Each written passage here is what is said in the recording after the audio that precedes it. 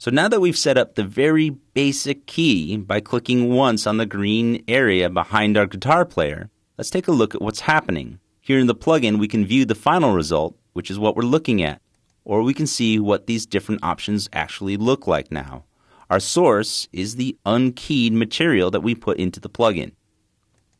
Our source alpha, again, is white because remember, this particular clip did not come into our composition with a key. If we look at our corrected source or our color-corrected edges, we're not going to see any difference because we haven't made any changes to those. However, we have changed the screen color, and in doing so, made a screen matte. By looking at this, we can see our screen matte and see exactly where the color information is being allowed through or held back. Because we chose this range of green here with our eyedropper, it's the most dark, allowing none of those RGB channels to be produced in our final result. In the whitest areas, we're allowing all of those color channels to be produced, RGB making up all of the colors that we see in our foreground image.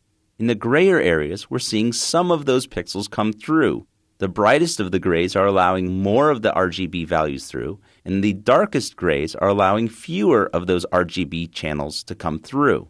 We don't have an inside mask nor an outside mask created for this layer, so there is no reason to look at the mask shapes or the combined matte of those masks and mattes. But we can take a look at the status. By looking at the status, we see these black areas and white areas and gray areas. There is no fall off in the status, but what the status reveals is that there are some pixels that are transparent. Those are indicated by the black values. There are also pixel areas that are completely opaque, and those are white. So the black values in our status view are completely transparent. They're not letting any of the RGB through. The white is allowing everything through. The gray values in our status are allowing some of those pixels through. There isn't a range. Keylight is just saying that there is some value of transparency, which isn't 100% nor 0%, and so something is coming through in this gray area. With the status viewed, we can change the screen gain and the screen balance by modifying the values next to it. The screen gain will modify how the effect sees the green value that we've selected here in our screen color. So the screen gain, by increasing it, will allow us to use more of that green.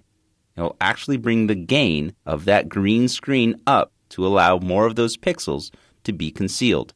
We can increase the screen gain value to almost 150, but we'll probably want to keep it a little bit lower than that. If we push it too high, you'll see that some of the edges around our key start to get removed, and as they get removed, those edges will start to look sharp in our final result. We'll bring this back down a bit so that we still have a soft edge, which allows for a better blending of our composite. If we take a look now at our final result, we see that we have a nice clean clip.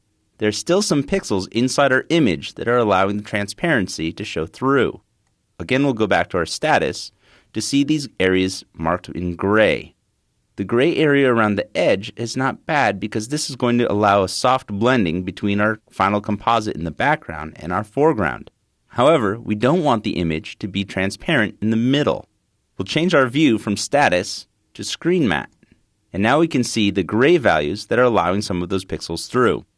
We can change our screen balance, either positive or negative, to alleviate some of that gray area. However, if we modify the screen balance too far in either direction, this will also give us a sharp edge around the outside of our subject matter and produce a key that doesn't work very well in our final composite. So we'll want to make sure that the screen balance stays fairly close to 50.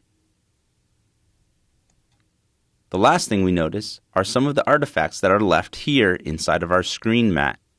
To modify those, we'll go down into the parameters for our screen matte. Here we can see that the screen matte has its own values that are very similar to the way a histogram works in a levels correction. We can clip the black, which will allow us to bring the black levels up, clip the white, which allows us to make more things brighter, or clip a rollback, which changes an offset similar to gain. Additionally, we can shrink the screen, or we can add some softness, which is like a blurriness value to our screen, despotting for our white or our black levels. Most of the time, despotting doesn't work so well, so I'll stick with the ones above it. There are no pixels inside the screen matte that should be darker than they are. Instead, I see some here that should be brighter than they are. Rather than changing my clip black to a higher level, which will result in those images getting darker, and allowing more of the image to be concealed, I'll leave the clip black set to 0. By changing the clip white to a lower value, these gray pixels inside of my matte will become brighter, allowing my image to show through.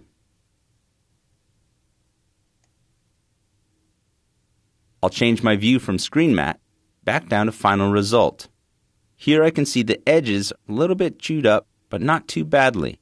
I can also see that Keylight has done a replacement method on some of the edges of the pixels. It's replaced those pixels that were once green with the soft color of gray. If I don't want to use soft color, I can use some other options that are located here under the replacement method. I can use None, which doesn't make any change at all, and in fact doesn't replace any of the edge pixels and leaves them blank. I can choose Source, which puts the source material back inside those edge pixels. Here next to his shoulder, you can see some of those edge pixels working. If I change from Source and move to Hard Color, it'll create a solid gray color in place of any of the pixels along the edge of the fringe. If I choose Soft Color instead, Keylight will try to soften the color of the green or whatever the edge might be to something more neutral like this gray.